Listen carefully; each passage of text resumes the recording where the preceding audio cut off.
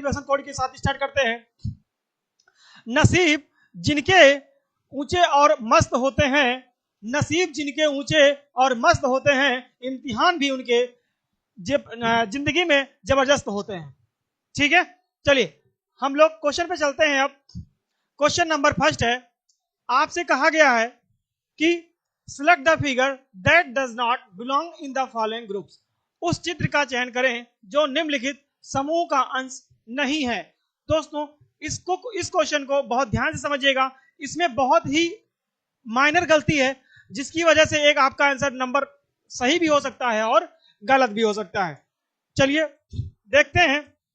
इसमें ये आपको देखा जाए तो सभी एरो जो है आपको अपवर्ड है, ठीक है, और ये आपका जो है किस तरफ है, north to east to west है, लेकिन ये आंसर आपका सही नहीं होगा।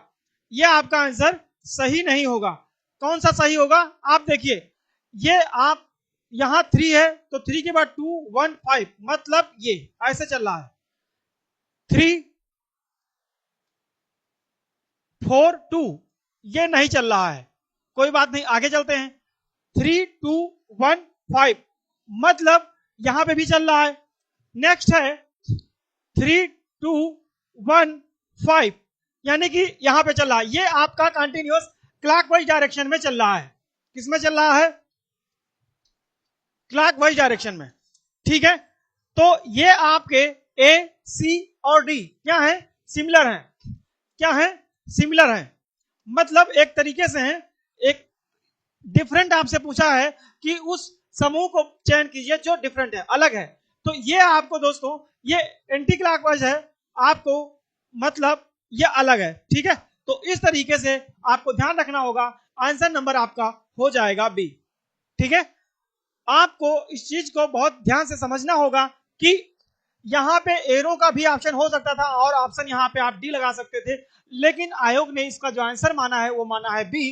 तो अकॉर्डिंग टू आंसर हम लोग इसमें देखा गया कि क्या करना होगा, तो इसमें करना होगा कि ये सारी जो ए सी और डी सभी में क्लॉकवाइज डायरेक्शन में घूम रहा था नंबर, और बी वाले में क्लॉकवाइज डायरेक्शन में नहीं था। ठीक है, चलिए अब हम लोग आगे अगले क्वेश्चन पे चलते हैं।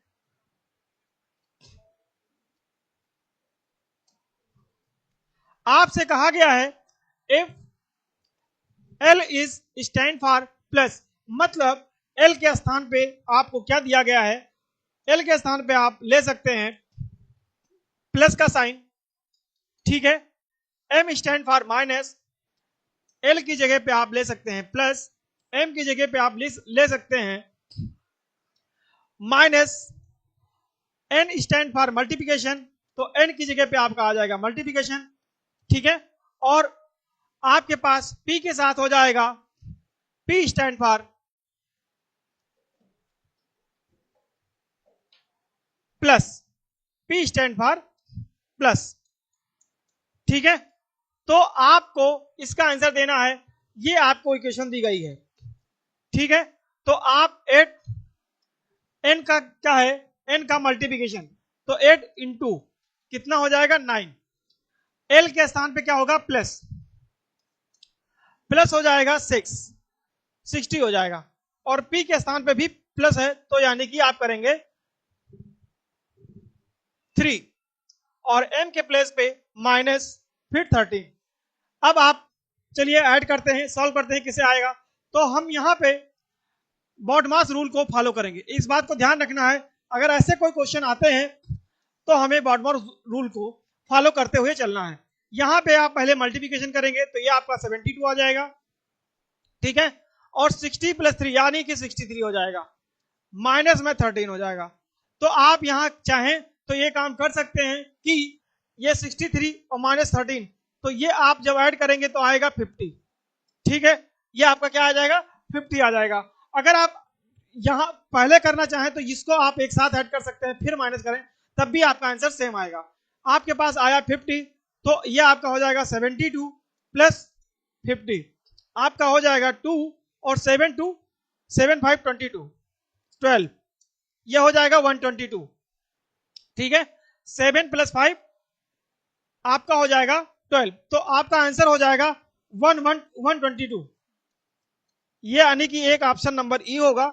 इस तरीके से आपका आंसर सही माना जाएगा। इसमें ऑप्शन में जो दिया गया है वो करेक्ट नहीं है, एक ऑप्शन आपको अलग से इंक्लूड करना पड़ेगा। उम्मीद करता हूं आपको समझ में जरूर आया होगा। आप फिर से ध्यान दीजिए, आपसे कहा गया है एल का मीन्स जो होता है, एल जो स्टैंड करता है वो करता है प्लस को, एम स्टैंड करता है माइनस को, एन स्टैंड करता है मल्टीप्लिकेशन को, और पी स्टैंड करता है प्लस को।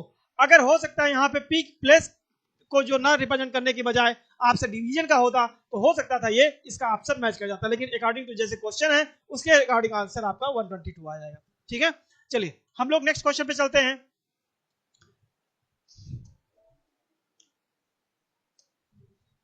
नेक्स्ट क्वेश्चन है, और अपने जोश और जज्बे को बना के रखिए और तब तक नहीं रुकिए अपने पूरे जोश के साथ में कि हमें तब तक नहीं रुकना है जब तक आपको अपनी मंजिल नहीं मिल जाती है। ठीक है, तो ये आपका कैलेंडर का क्वेश्चन है जो कि एग्जाम के पॉइंट ऑफ व्यू से बहुत ही इंपॉर्टेंट होगा।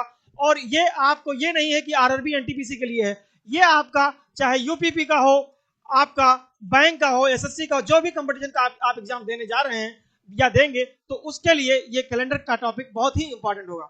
चलिए क्वेश्चन कहा है 15 फरवरी 2018 इज अ थर्सडे, मतलब 15 फरवरी 2018 को गुरुवार है। गुरुवार है नहीं, बात 18 की करता है, तो अगर लैंग्वेज देखा जाए तो यहाँ पे था होगा। ठीक है, 15 फरवरी 2018 को गुरुवार था। अब आपसे कह रहा है कि 18 अप्रैल 2019 को कौन सा दिन होगा। ठीक है, चलिए आप लिख लीजिए 15 फरवरी 2018 दिन बताया है गुरुवार, गुरुवार मतलब आपका हो जाएगा थर्सडे।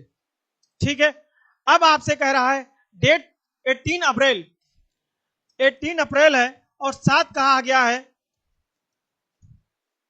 18 अप्रैल और इसके साथ साथ कहा गया है 2019।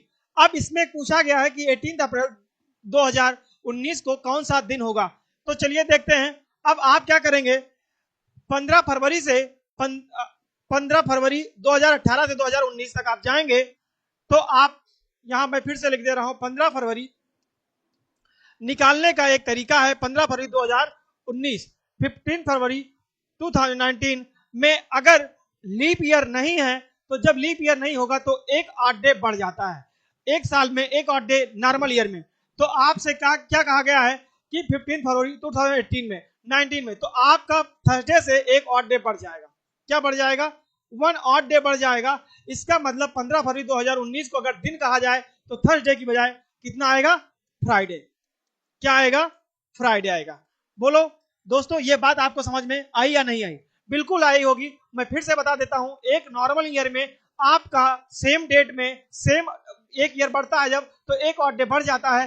तो आपका 15 फरवरी 2018 को थर्सडे था यानी कि गुरुवार था, तो 15 फरवरी 2019 को फ्राइडे यानी कि शुक्रवार हो जाएगा। ठीक है, अब आपसे पूछा गया है, आपसे पूछा गया है 18 अप्रैल 2019, तो 18 अप्रैल यानी कि 15 फरवरी तक 2019 हो गया। अब फरवरी में दिन कितने बचे, फरवरी कितने दिन की हो गए 19 में, 28 दिन की।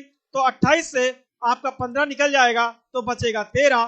तो इसका मतलब फरवरी वाले में आपके पास 13 ऑड डे हो गए, प्लस फरवरी के बाद आपका आया मार्च, और मार्च में जो ऑड डे की संख्या होती है वो होती है 3। क्यों होती है, क्योंकि मैंने इसके लेक्चर में पहले भी बताया था कि एक जो मार्च होता है वो मार्च कितने दिन का होता है, 31 दिन का। मार्च कितने दिन का होता है, 31 दिन का। और एक्चुअल में डे नंबर ऑफ डे कितने होते हैं, 7। तो आप 7 से डिवाइड करेंगे तो ये आपका आ जाएगा 28, तो बचेगा कितना, 3। तो जो रिमाइंडर बचता है, जो रिमाइंडर बचता है वही आपका ऑड डे हो जाता है। तो आपसे क्या हो जाएगा, मतलब मार्च में आपका 3 हो जाएगा।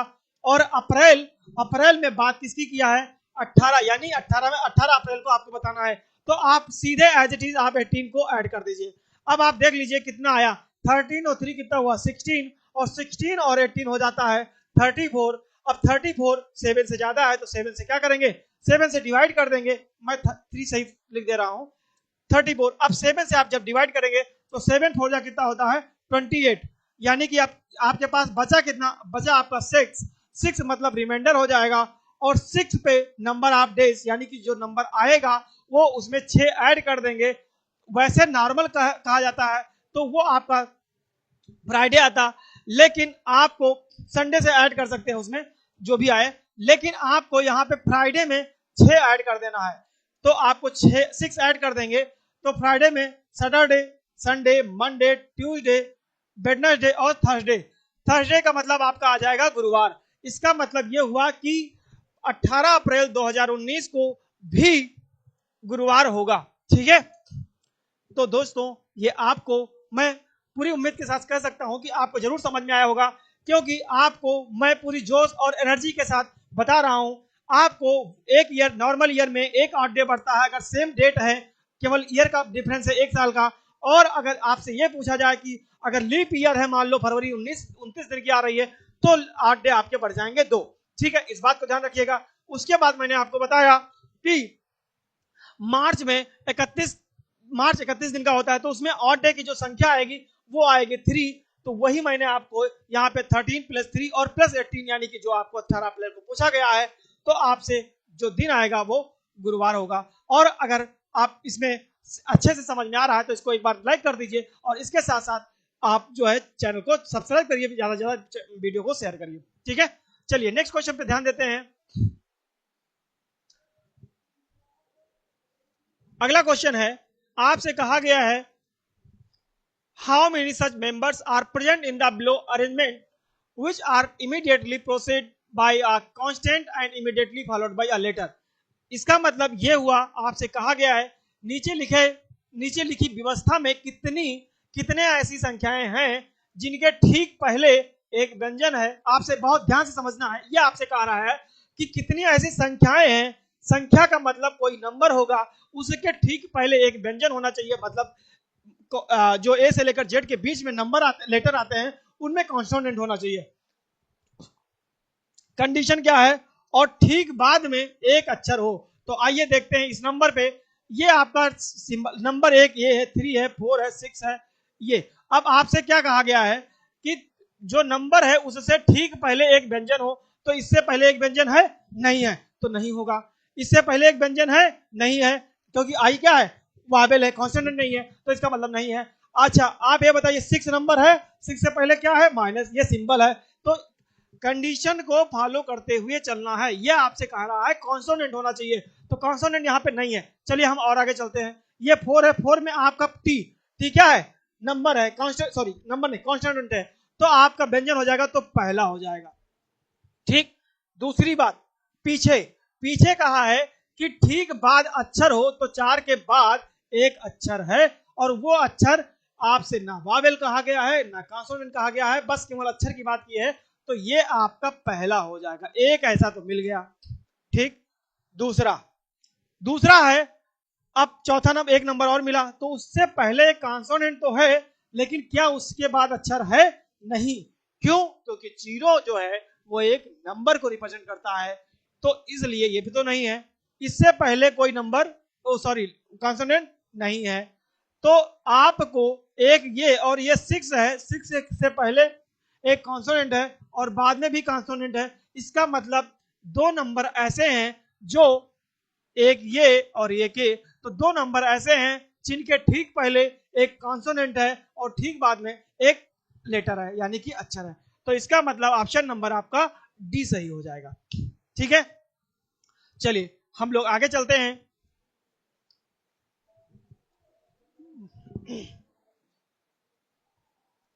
अगला क्वेश्चन है,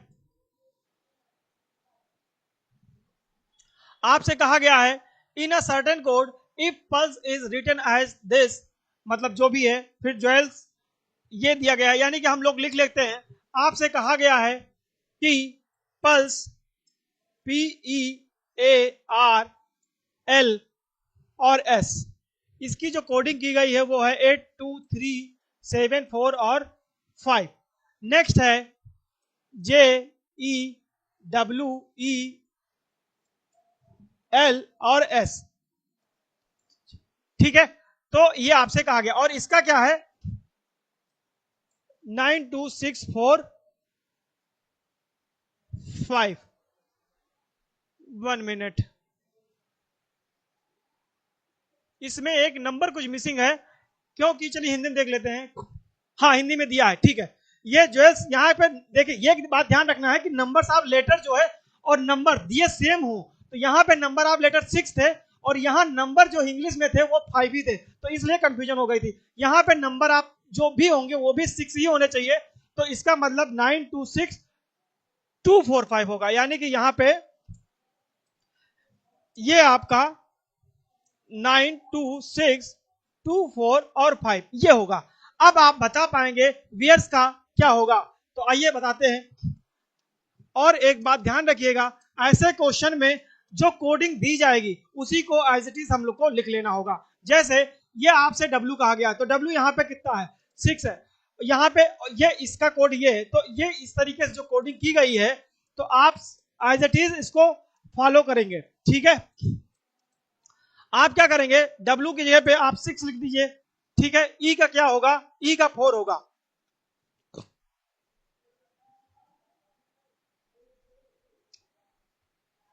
E का 2 होगा, यहां पे 2 है, E का 2 होगा, तो ये आपका 2 हो जाएगा।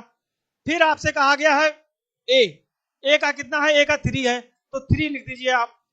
फिर आपसे कहा गया R का 7 है, 7 कर दीजिए।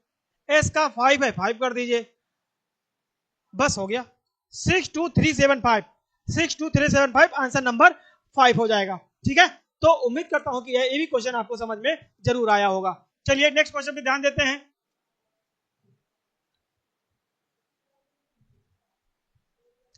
Select the correct option that will complete the given number series. नीचे दिए गए अंकों के क्रम को पूरा करने हेतु शक्ति विकल्प का चयन करें। यानी कि आपका 13 है, 10 है, 1 है, 4 है, तो आपको क्या करना है, नीचे दिए गए अंकों के क्रम को पूरा करने हेतु। अब इसमें क्या है, यहां से अगर मान लो मैंने आपको माइनस कर रहा हूं, मान लो, तो ये आपका कितना बचा, 3 माइनस हुआ, यहां से 9 हुआ, यहां से 9 नहीं 3। इसमें प्रोसेस क्या लगेगा, क्या करना चाहिए, इस पे ध्यान देना है।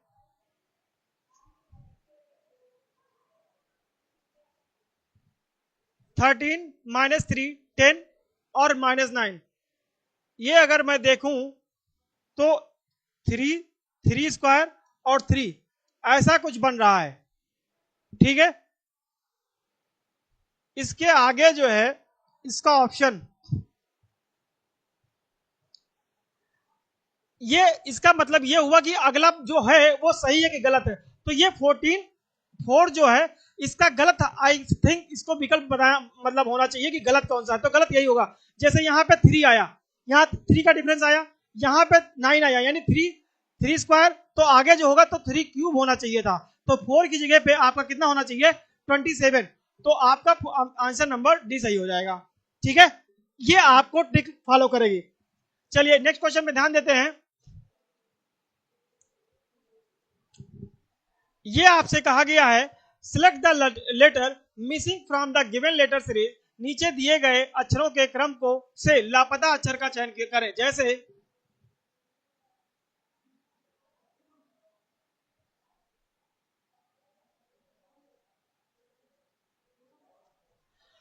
आपसे, अब इसकी जो कोडिंग है ये मैंने आपको सिखाया था कि नंबर ऑफ लेटर पे होता क्या है। जैसे के है तो के आपका कितना नंबर आता है, किंग्स 11 पंजाब, मैंने ट्रिक बताई थी, तो ये आपका 11 हो गया था। ये एम 13 हो जाएगा, पी 16 हो जाएगा, आपसे टी पूछा है तो टी 20 हो जाएगा, मैंने एज इट इज लिख लिया।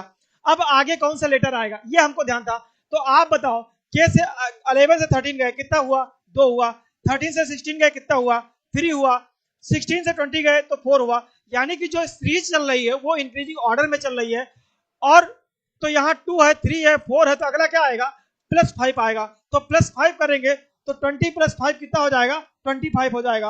और 25 नंबर पे क्या आता है, ये आता है आपका y, यानी कि ऑप्शन नंबर यहाँ पे y होगा। लेकिन हमारे टाइपिस्ट महोदय ऑप्शन सी के बजाय ई लिखे बैठे हैं, ठीक है, कोई बात नहीं, हमने आपको प्रोसेस बता दिया कि y ही होगा, यहाँ ऑप्शन नंबर सी होगा, ई नहीं होगा, ई कोई ऑप्शन यहाँ पे नहीं है। इतना तो आप लोग समझदार है ही है। चलिए नेक्स्ट चलते हैं।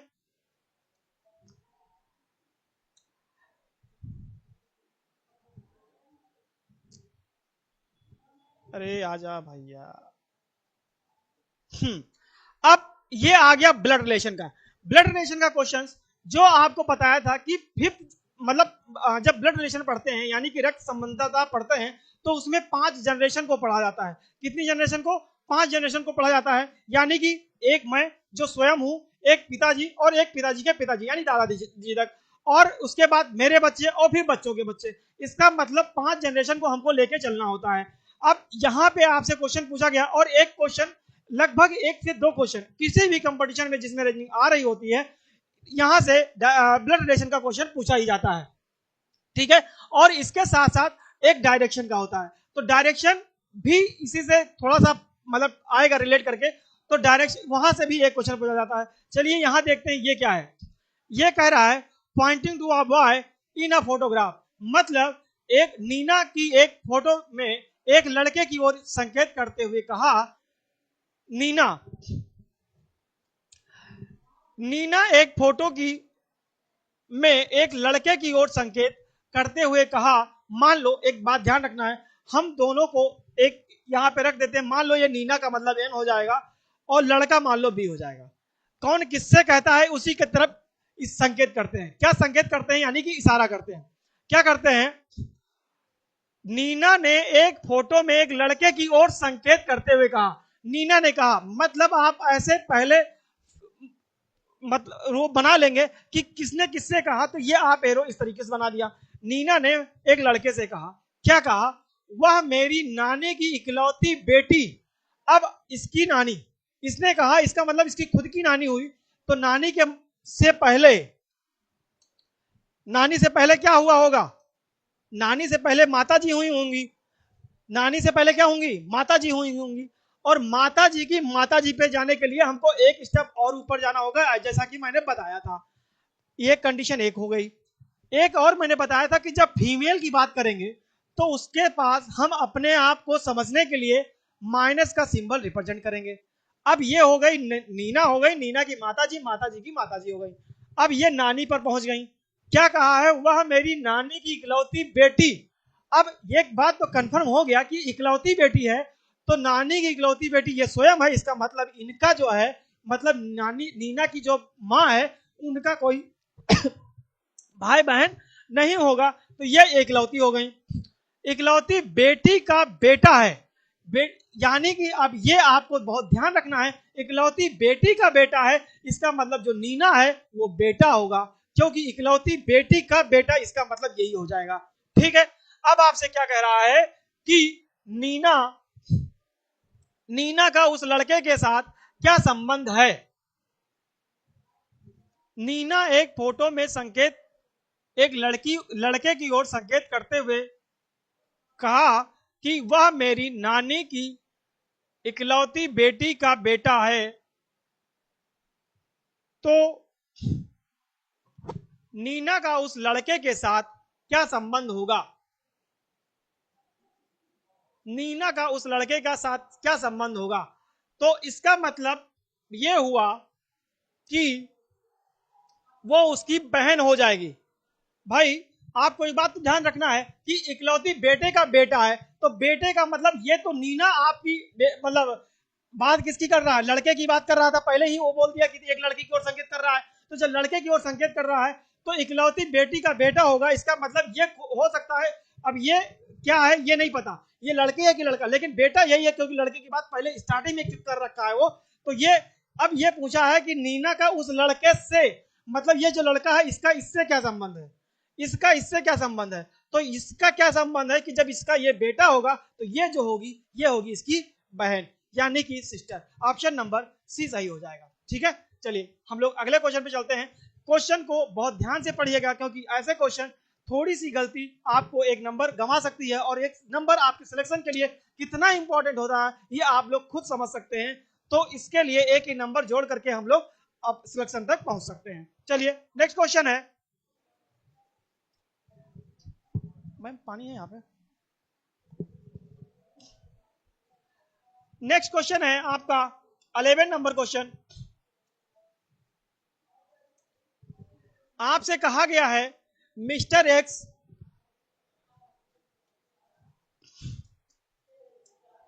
Mister X is the only son of Mrs Y, यानी कि आपसे कहा गया है श्री एक्स कुमारी वाई के दादा का इकलौता बेटा है। चलिए ठीक है, जो एक्स है, एक्स और वाई, आपसे कहा गया है कि श्री एक्स कुमारी वाई के दादा, यानी कि दादा आपके कब हो जाएंगे, जब पिताजी के पिताजी होंगे। जैसे अभी आपने नानी तक पहुंचने के लिए माता के बिना नानी तक नहीं पहुंच पाएंगे, वैसे दादाजी तक पहुंचने के लिए हम पिताजी के पास पहुंचेंगे।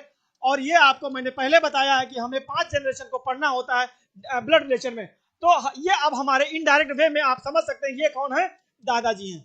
कौन है, दादाजी हैं। अब आपसे क्या कह रहा है कि कुमारी एक्स, सॉरी श्री एक्स, ये श्री एक्स है कोई, ये कौन है, श्री एक्स है। श्री एक्स कुमारी वाई के दादा के इकलौता बेटा है। इसका मतलब ये हुआ कि ये जो एक्स है वो यहां इनका पिता हो सकता है, क्योंकि ये इनका इकलौते दादा का बेटा है। तो जब इकलौते दादा का बेटा होगा तो ये आपको यहां पे आ जाएंगे। अब आपसे ये कहा गया है कि श्री एक्स का कोई भाई या बहन नहीं है, तो कोई भाई बहन नहीं है तो इसका मतलब इनका कोई भाई बहन नहीं है, तो ये इसके मतलब ये अकेले होंगे। तो जब ये अकेले होंगे तो इसका मतलब इनका खुद का रिलेशन इनसे क्या होगा, पिताजी का होगा।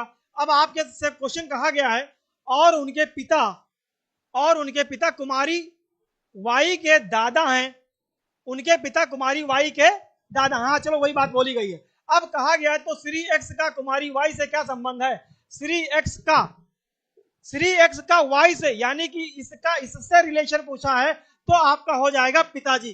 क्या हो जाएगा, पिताजी हो जाएगा। तो ये आपको इनडायरेक्ट में मैंने वहीं पे आपको आंसर बता दिया था कि क्या हो जाएगा। तो आप इससे अगर, हाँ एक और क्वेश्चन यहां बन सकता है, क्वेश्चन बन सकता था कि वाई का एक्स से क्या संबंध है। अगर वाई का एक्स से क्या संबंध है तो आपका हो जाता सीएनडी हो जाता। क्या हो जाता, सीएनडी। अच्छा क्यों सीएनडी, समस्या सीएनडी क्यों, सीएनडी इसलिए क्योंकि वाई का जेंडर डिफाइंड नहीं है, वाई लड़का है कि लड़की है ऐसा यहाँ पे कुछ नहीं बताया गया है, इसलिए आपका आंसर सीएनडी आप बता सकते थे। या ऑप्शन में अगर ऐसा कुछ होता कि लड़का या लड़की, अगर ऑप्शन में ऐसा कुछ होता लड़का या लड़की, तब आप ऑप्शन वो लगा देते, नहीं तो ऐसे में आप आइडेंटिफाई नहीं कर पाएंगे। और हाँ सबसे अच्छी मजे की बात तो ये है कि ऑप्शन में एक रहता है कि उपरोक्त में से कोई नहीं, समस्या वहीं पे हो जाती है कि आप, एक मिनट पानी पी लेते हैं जरा सा।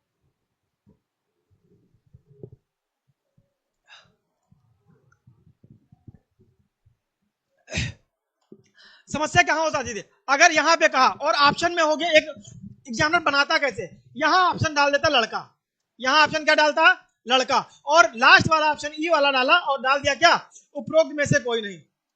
क्या डाला, उपरोक्त में से कोई नहीं। अब आप कंफ्यूज हो जाएंगे कि मैं लड़का लगाऊं कि इनमें से कोई नहीं लगाऊं, या आपसे कह दिया कि इनमें से कोई नहीं, उपरोक्त में से कोई नहीं, या सीएनडी मान लो ऐसा आ जाएगा।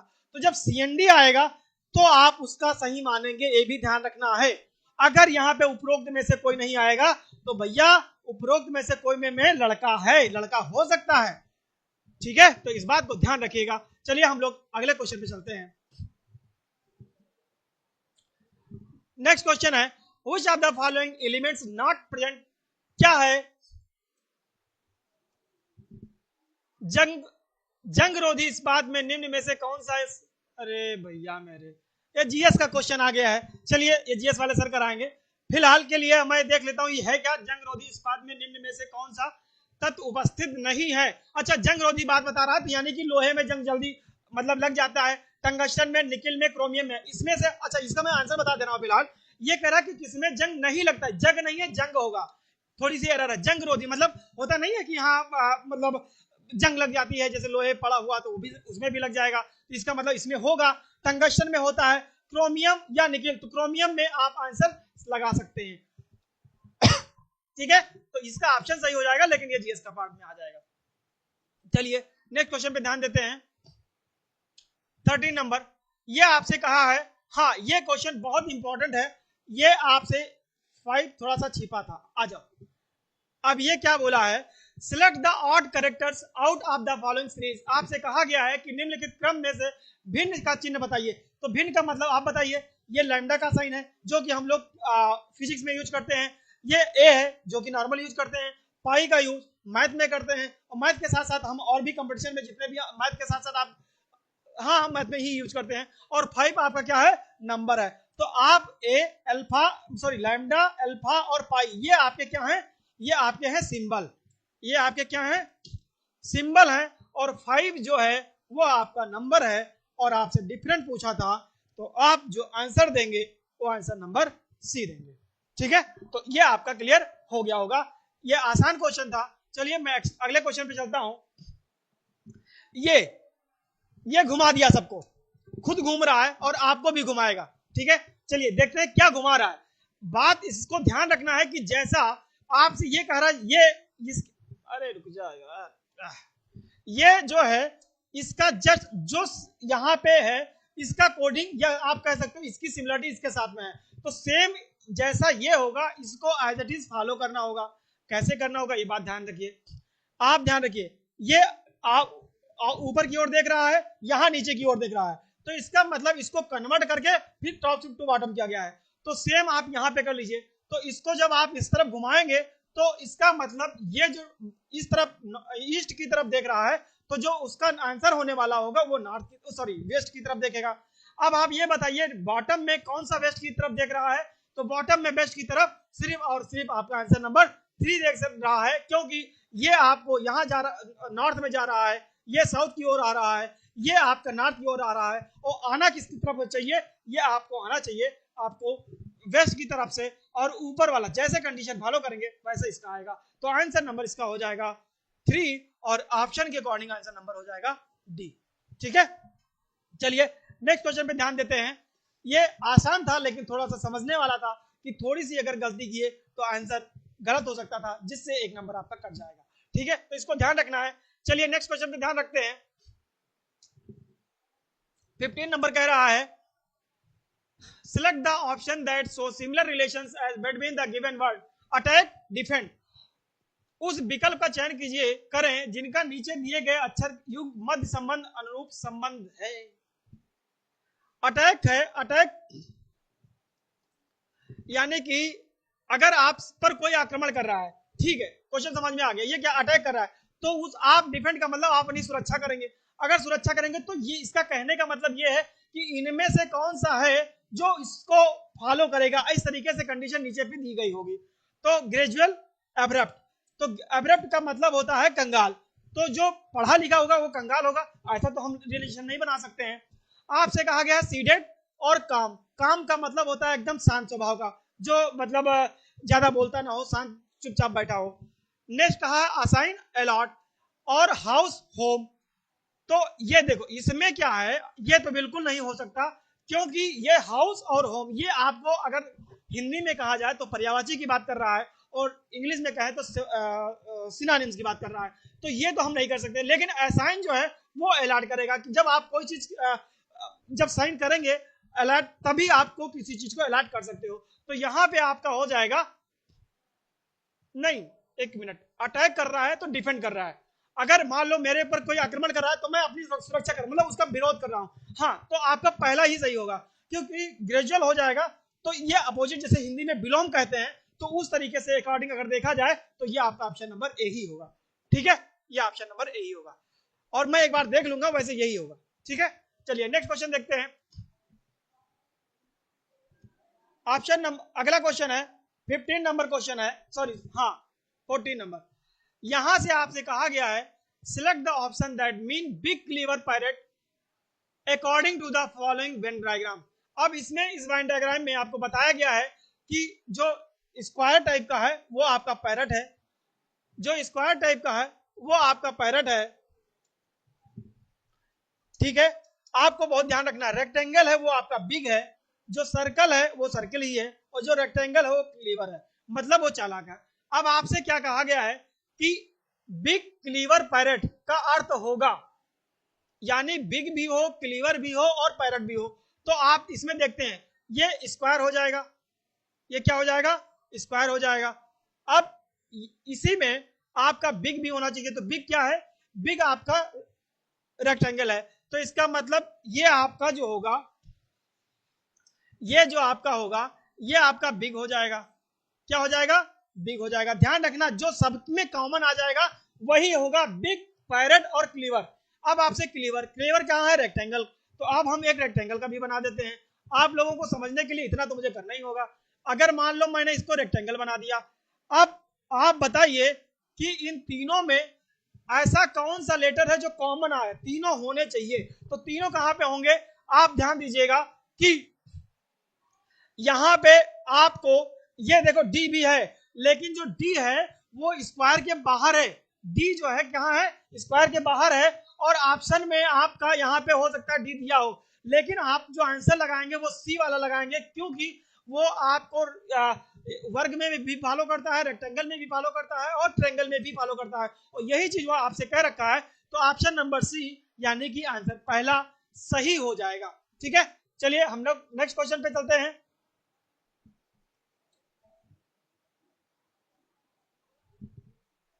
हो गया नेक्स्ट क्वेश्चन। ठीक है, थैंक्स फॉर वाचिंग। अब इसमें से कुछ क्वेश्चन जो बचे हुए हैं वो मैं अगली प्रैक्टिस सेट में लेकर के आऊंगा, और उम्मीद करता हूं आप लोगों को समझ में जरूर आया होगा। और ऐसे ही आप मेरे साथ जुड़े रहिए, आपको 100% है कि आपको बेनिफिट मिलेगा। Thank you class.